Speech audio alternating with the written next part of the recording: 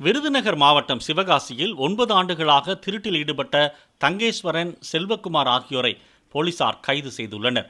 சிவகாசியில் பல ஆண்டுகளாக ஒரே பாணியில் வீடுகளில் கொள்ளை சம்பவங்கள் நடைபெற்ற நிலையில் கடைசியாக செங்கமல நாச்சியாபுரத்தில் கடந்த 8ஆம் தேதி அவர்கள் இருவரும் கொள்ளையடிக்க வந்த வீட்டுக்கு அருகே இருந்த கண்காணிப்பு கேமராவில் பதிவான காட்சிகளின் அடிப்படையில் பிடிபட்டனர். அவர்களிடமிருந்து 64 சவரன் நகைகள், 2 மோட்டார் சைக்கிள்கள் உள்ளிட்டவை பறிமுதல் செய்யப்பட்டன.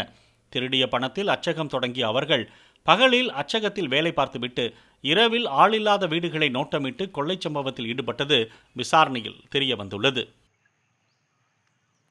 பிளே ஸ்டோர் மற்றும் ஆப் ஸ்டோரில் இருந்து பாலிமர் செயலியை QR கோடு மூலம் பதிவிறக்கம் செய்யுங்கள்.